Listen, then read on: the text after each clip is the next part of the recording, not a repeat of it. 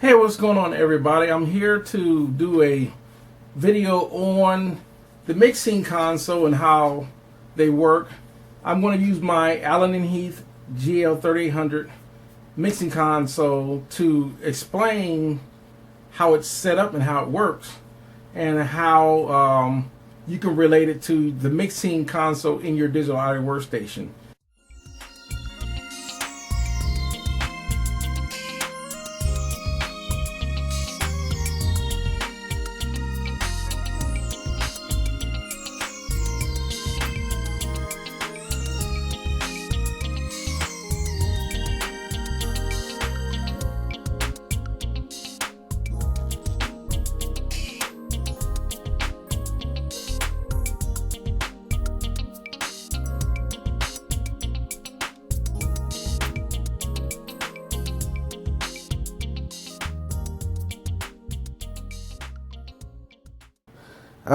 So I'm going to go ahead and break down a mixing console. This is a very simple mixing console compared to maybe some more of your bigger high-end mixing consoles. This particular console is usually used for doing live shows, but you still can use it in a recording setup. It's just that it's the matter of knowing how to use it in a recording setup. What people will probably notice about mixing consoles and in things that deal with, you know, the difference between an what we call like a novice or beginner and what we call entry level gear, and then we start to talk about intermediate gear, and then we talk about professional gear. You ever notice that professional gear, no matter what it is, always have the most options? And the reason that for professional gear and why it has so much options is kind of like looking at a DSLR camera as an example. You ever notice a professional DSLR camera has way more options than like a cell phone?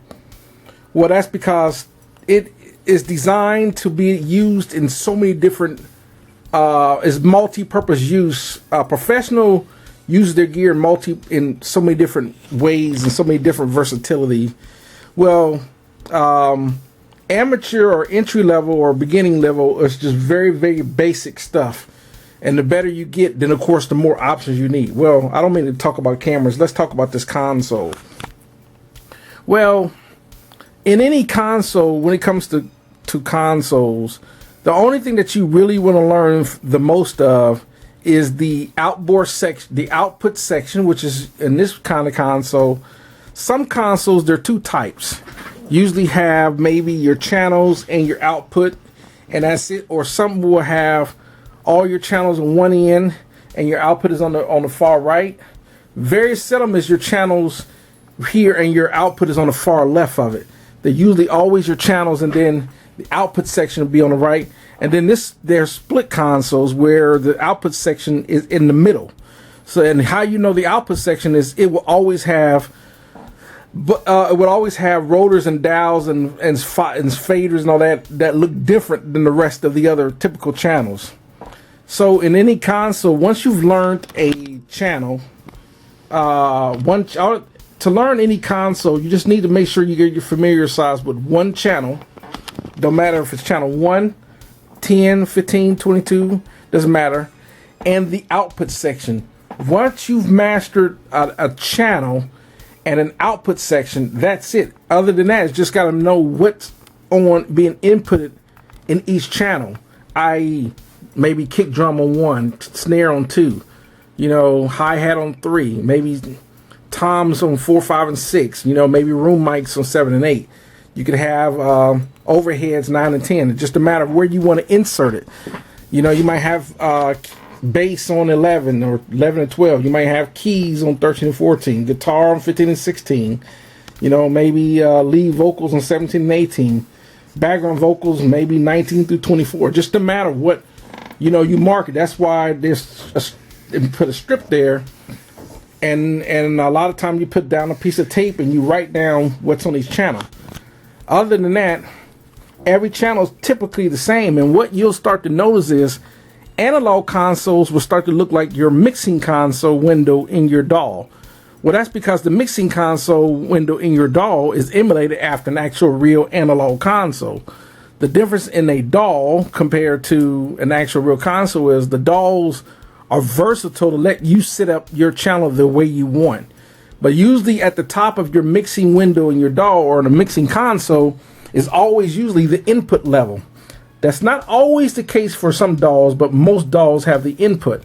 On this particular console, since this is an Allen Heath model number GL3800, we're going to talk about how this mixing console is configured.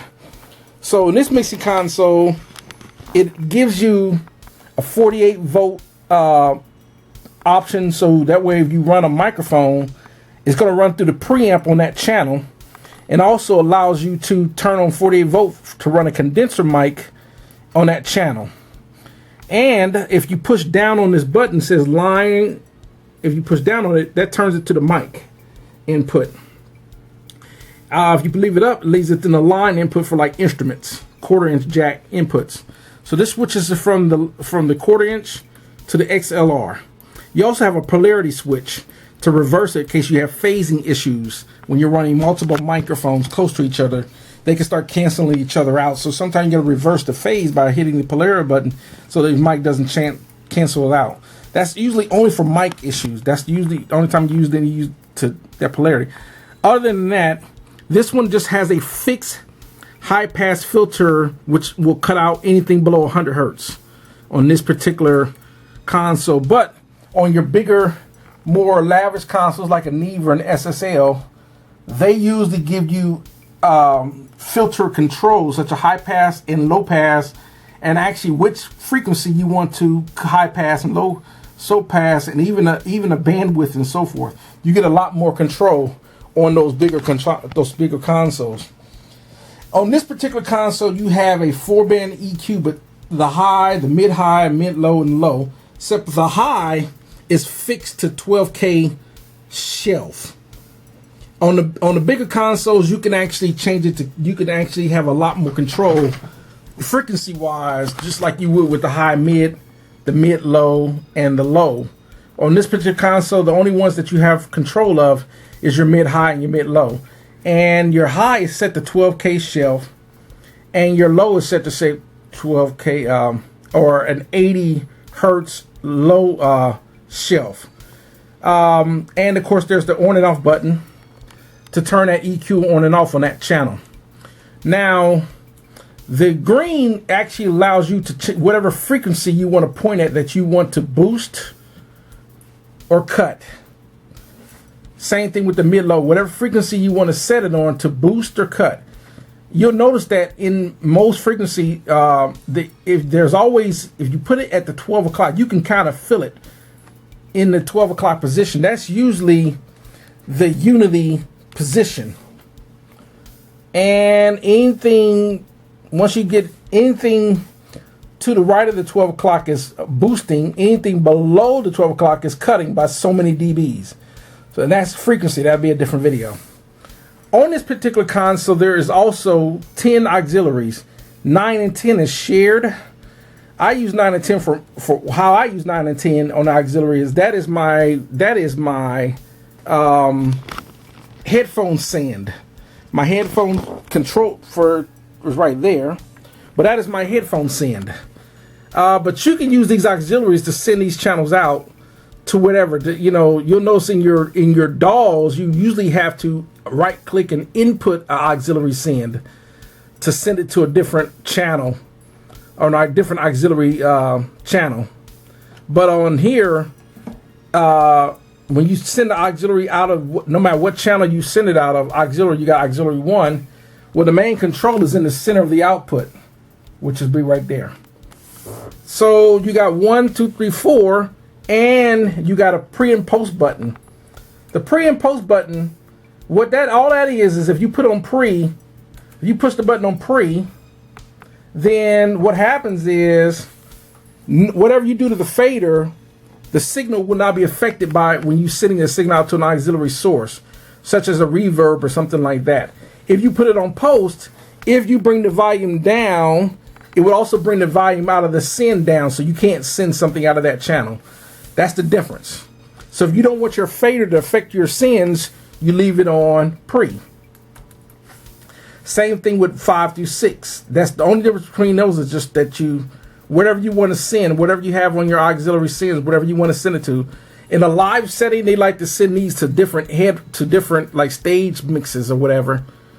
In a recording session, they like to send these to like auxiliary, like reverbs or sometimes compressors. Okay. Then on 9 and 10, since it's separate, you can also do a pre and post. I usually like to leave these on pre, so these doesn't affect. So if I turn the fader down or turn the channel, it doesn't affect whatever I do to the fader. Doesn't affect that auxiliary. You can also pan left, and because this is 9 on when you have, because 9 and 10 are shared. If I rotate the pan to the left, it's only sends it to 9. If I rotate to the right, it sends it to 10. Put it in the center, it sends to 9 and 10. Then after that, you actually have your pan knob for the entire channel. Send it to the left, then send it to the left speaker. Send it to right, right center. Put in that, puts it in the center.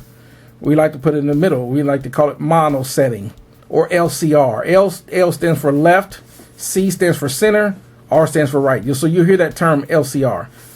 Other than that, you have the mute switch for that entire channel, to mute it. And you also have a pre-fader listen, a PFL.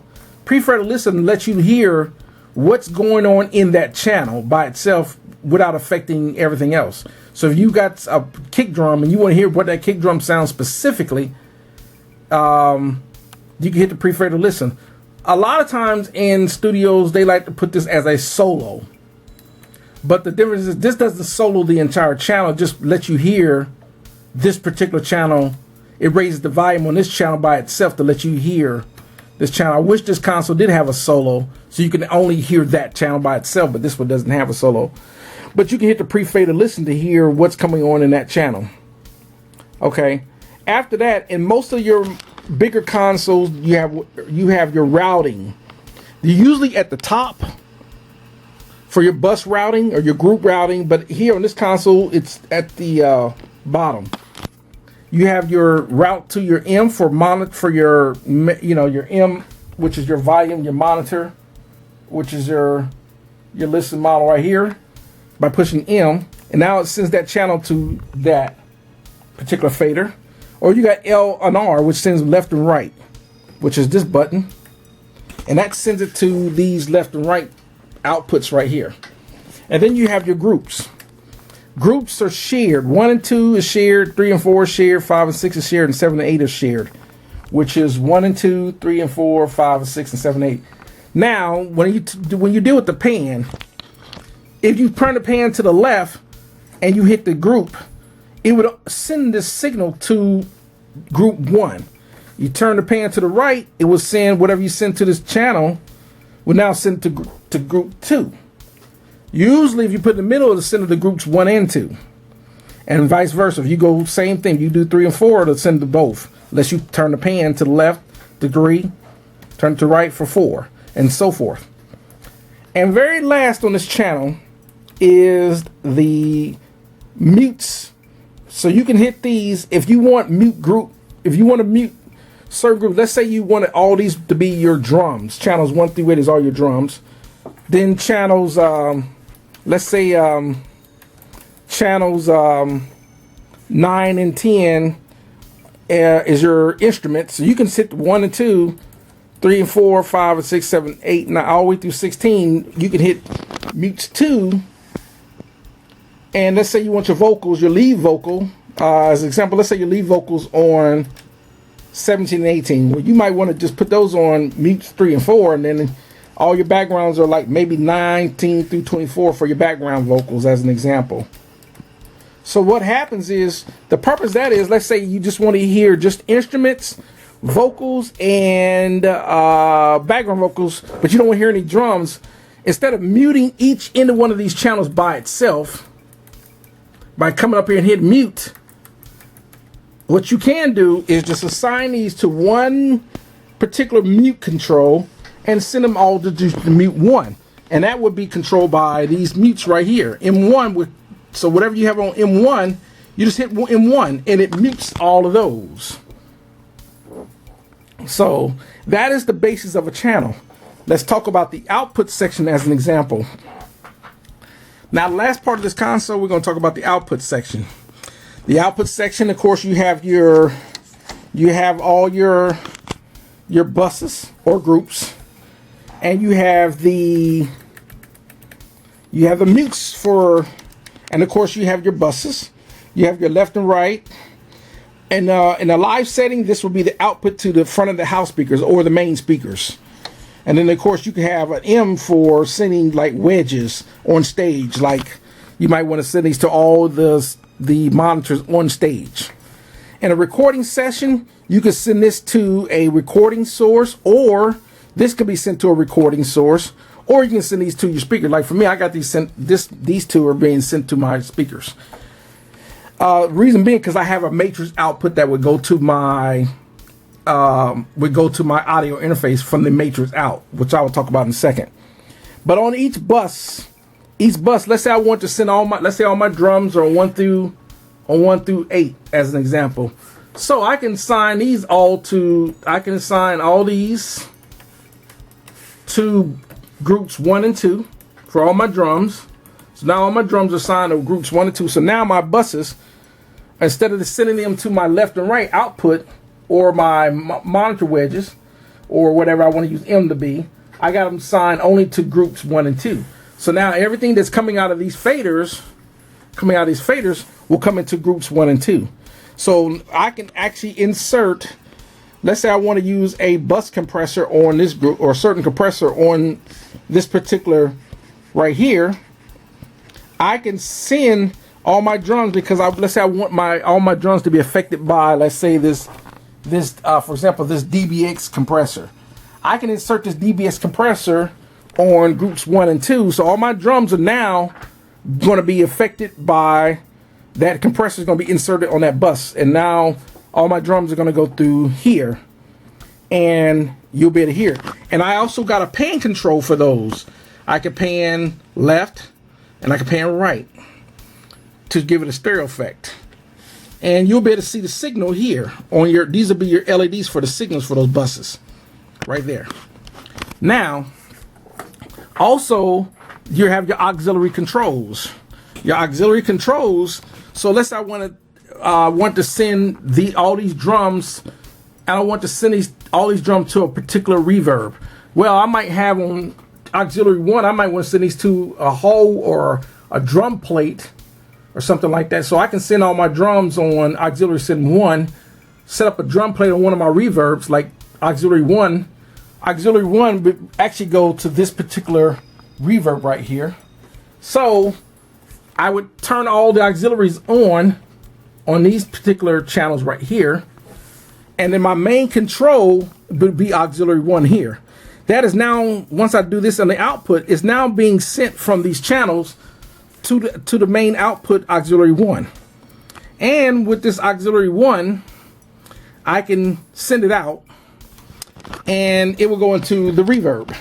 The reverb signal would see it. It would now be the return would come back into the console, whether it come through a stereo return, which would be like, for example, here. These are the main controls for all the stereo returns, but I can hear each individual reverb by itself, or I can send that reverb to a particular channel. Most of the time in most studios, they'll send reverbs to channels because you get EQ control. That's the reason why they do that. So they'll put like maybe this particular return, this particular reverb return would be here, like this Yamaha would be returned on these channels. This particular TC Electronics reverb would be returned on these two channels right here, and so forth. This Yamaha would be returned on these set of channels here, and then of course my Virtualizer Pro reverb would be sent on these channels here as an example. Or they would be returning here. It's just a matter how I got to route it. And the last part would, other than the auxiliary, the stereo returns or channels, you have your matrix outs. So what it allows you to do, if you got all your instruments being routed out, you can send them out to a recording source like a matrix out. You got matrix 1, 2, 3, and 4. I like to send them out in stereo pair, so matrix 1 and 2 can go out to an output source from the console, and these would be the main controls for that. You can actually send your stereo returns left and right, left and right. So if I turn these up, instead of these going to speakers, I can send these out to the matrix or whatever. And this could be the monitor outputs. And I can also send whatever's on these groups. So for stuff I got on groups 1 and 2, these are the 1 and 2s for the outputs. So whatever's being affected, whatever I got affected on groups 1 and 2, I can send the 1 and 2 here on channel left and right on the matrix, and that would now be recorded to my source, like maybe the input sources of my audio interface. And that's the matrix outputs. Other than that, you got a talkback volume. So I can actually turn the volume up and then hit the talk button to start talking to people if I'm recording. And they can hit this button and they'll be able to hear me talk to them. If I have a microphone in the talkback, I can have them a microphone plugged in and I can talk to them and they will be able to hear me. And I can send it through, of course, the auxiliary, since my 9 and 10 is my output to my headphone setup. I hit this button, that microphone is sent it to auxiliaries 9 and 10, and they will be able to hear me without me having to turn up any speakers. Then I can monitor this the same way. You got your monitor controls with main, left and right, matrix 1 and 2, matrix 3 and 4. Then you got all your auxiliaries 1, 2, 3, 4, 5, 6, and of course 9 and 10. And then I can also, this right here is a 2-track switch that you can listen to for, if you want to send it, instead of sending a matrix out, you want to send out to something else like a tape or tape deck or whatever. You can turn that on. You got a volume control for 2 stereo track out. I hardly ever use that, but last is like a control room volume, a monitor control room volume here. And I can also monitor the outputs of the console with these buttons here, matrix 1, 2, 3, and 4. So if I want to hear what's coming out of matrix 1 and 2, I push those. Now I can hear the outputs of these two going to my recording source just by listening to them. Push those and I'll be able to hear. Turn the volume up and I'll be able to hear exactly what's coming out versus what's coming out of the speakers. I can turn them up and I can hit left and right and I can hear the outputs that way. And so forth. And that is generally it. Other than, of course, in the output, you got what they call after fader listen. So push this button, I can hear what's going on after the faders have been lifted up for auxiliaries, or after fader listen for the groups. Other than that, pretty simple setup.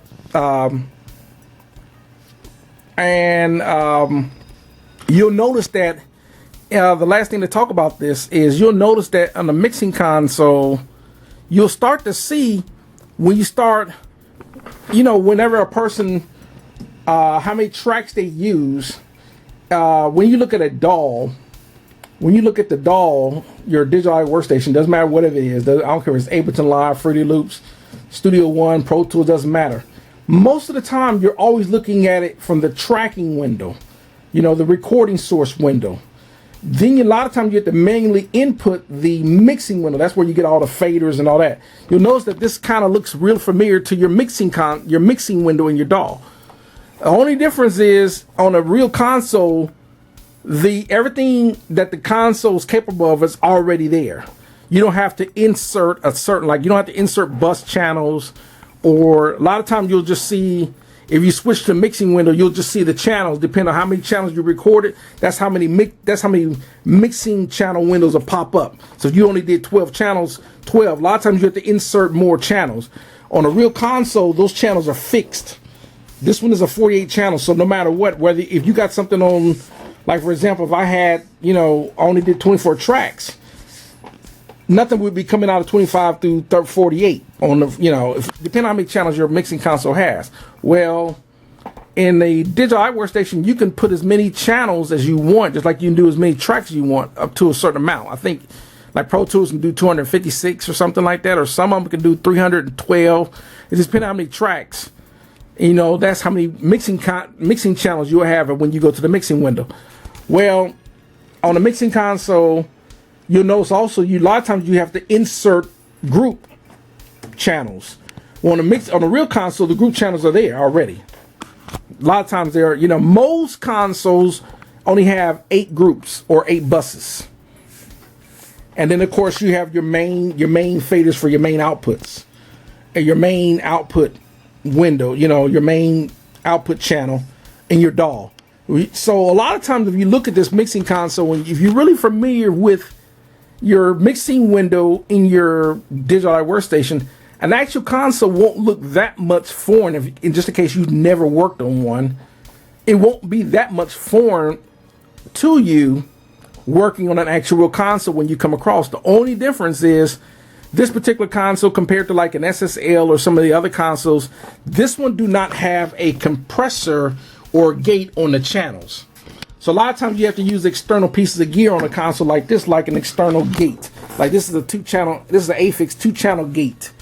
Or this is a 4-channel gate by Aphis. So a lot of times if you need to use gates, you have to use an external piece of gear. So a lot of times you could insert a gate on a channel.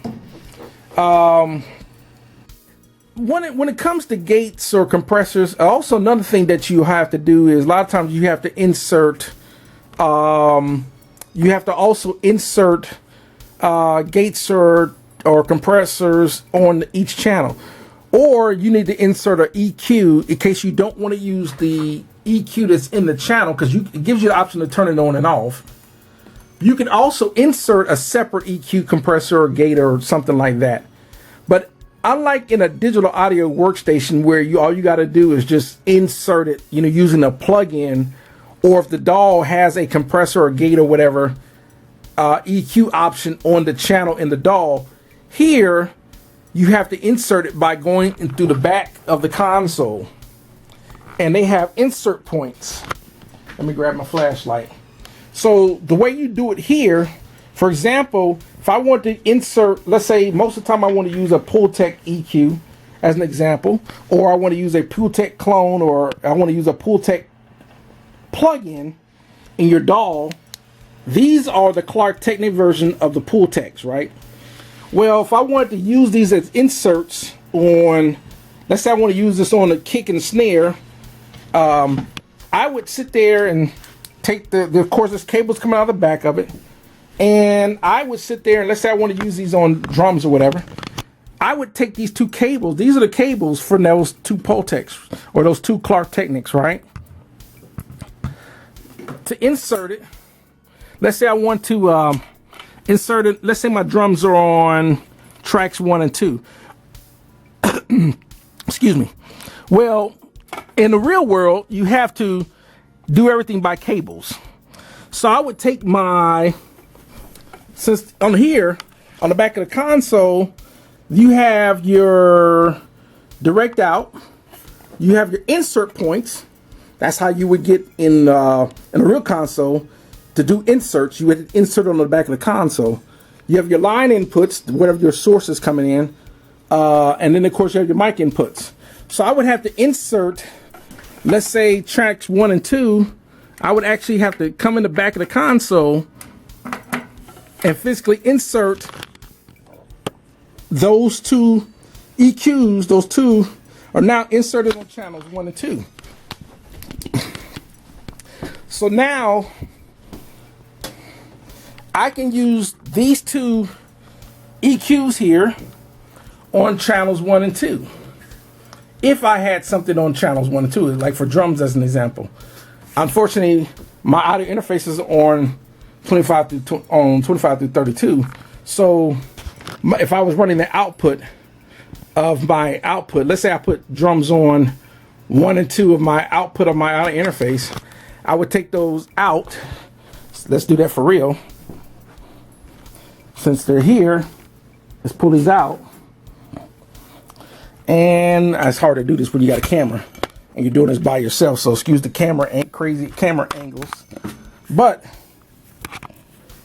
so on my, I actually do. So what I would do is I would insert here and here. And now those two, so I would set up in my DAW to have the outputs 1 and 2 will go through, and now this 2 channels are affected, also are going to send that signal out of this channel into the DAW, into these 2 right here, and return it back into the channel. Now to explain things, now I did a video about patch bays, and I explained that in patch bays how you get most of your gears to patch it in. Well, that's not always, you don't always do this. So what studios usually do, is have certain gear. They would run an output and input. Let me show you how they would do that. Normally, you don't have to do that by running to the back of the console. I'm going to show you what they would normally do. Let me grab a patch cable right quick. Your typical normally your typical insert cable would have basically a stereo lead on one end, and then you have a insert and a return, a send and return. They're usually marked. And what a lot of times on the back of the console would have inserts already in the back of the console, and then on a piece of gear, as an example, would go through a patch bay, and you would plug it in just like that. Your send would be to the top, your return at the bottom, or vice versa. I'm sorry, send at the bottom and return at the top, and you would run it out into the patch bay, and it would be patched into the console. So now you could insert a piece of gear onto a channel that way. That's how you'll see inserts and outserts. But to make it easier, I just got it because I can actually physically go behind my console and plug stuff in. I don't have my patch bay set up like that because I can actually get behind your console. But a lot of times everything is hardwired in for that specific reason. So, all right, so that's going to pretty much sum it up on mixing consoles and patch bays, and because of there's so many different ways you can insert and route stuff. The purpose of sending, you got insert and send. If you ever look at your mixing window DAW, and you'll see that you can usually put plugins on the send, or you can put plugins on your insert. The difference between those two is when you put a plugin on the insert, it only affects that channel. So if you want to use an EQ or compressor, you're only going to affect that channel. But if you want to affect a group of channels together, a lot of times you have to create an auxiliary send, and then everything will go to an auxiliary send, and then you could put a plug-in to that, or you need to create a bus channel, one of the two. A lot of times what a lot of guys like to do in their digital audio workstations is to create, like for example, like this console has 10 auxiliary sends. So you can insert 10 auxiliary channels in your DAW. And what that allows you to do is when you create those auxiliary channels, that allows you to send that channel to an auxiliary, which then can go to an effect. As an example, instead of you putting a reverb on a channel, you might want to send, and that way you create auxiliary channels like you would do on a real console. You have already got the auxiliaries are already there, and then that way you could put a reverb on that auxiliary channel. So whatever channels you want to send to that auxiliary, for a prime example, 1, 2, all the way to like maybe 8, You can send all 8 to auxiliary channels 1. You can send maybe 9 through 14, to a different auxiliary to be affected by a different reverb, as an example. And the same thing with bus channels. You might also want to send those channels to buses to be affected by certain compressors or whatever, or certain groups. Like all your drums might want to go to bus 1 and 2. All your instruments, like maybe on 9 through 14 or whatever, 9 through 16, would go to like groups 3 and 4. All your lead vocal can go to group 5 and 6, and then your backgrounds can go to group 7 and 8. And you could put a compressor on all those, and then you could put a main compressor, what we like to call a bus compressor, or what they like to say. You hear this term all the time if you watch enough videos. They always talk about like the SSL bus compressor or whatever. Plug in. Well, the same thing. You could put a main type of compressor on your main output. That's where you would insert that SSL channel strip plug-in or SSL bus compressor on the main output. That's where you would put your bus compressor. And the main output, wherever it's going, and that's, they call it the glue type. It makes glue everything together. They give it that one tight sound. Well, that's how you would do that. So you would create auxiliaries to create for effects, or even auxiliaries for to send sub output mixes to, like maybe the band in the live room or whatever. You also want to create auxiliaries to send to like reverbs. So that way you don't always continue to use 1,000 plugins on each individual channel. Even though your computer might have the ability to process that many plugins, a lot of times that in the real world, that's why it's done that way. That's why they have auxiliaries and buses and stuff like that to route each individual channels out to different parts of the outputs of the console. Well, you want to kind of set your DAW up in the same fashion as if you were doing a real console. And a lot of times you'll be amazed that because it was done like that, using a real console with real outboard gear, you probably would be surprised that your mixes will start to sound and be affected the exact same way, and start to sound the exact same way as if it was done on a console by setting it up like that. So that's the reason why most people, that if you have a DAW, you want to create auxiliaries if your DAW is capable of doing that. You also want to create bus channels. Your DAW should be capable of doing that as well. If anything, at least groups. But they should be able to create auxiliaries so you can send your channels to auxiliaries. That way you can send those whatever's on those channels to an effect. And you put that effect, instead of putting like a lexicon effect on each channel, unless you're specifically wanting to do that. Most people, they do that because they don't know that you're supposed to actually set your DAW and set up auxiliaries, and then start putting your effects on those auxiliaries, and then you send whatever channels that you got, channels 1 whatever, to an auxiliary, and then the effect affects all the, that way. A lot of people don't know that you're supposed to do that when you do your DAW, but you're technically supposed to do that, even though, because DAWs and digital audio workstations allow you to do it any way you want. You don't have to do it like that, but usually you get the best results setting your mixing window up the same way you would on a real console. And a lot of times you'll be surprised the output of your mixing will start to sound a whole lot better. It would sound as if you heard the way millions of records were recorded that way.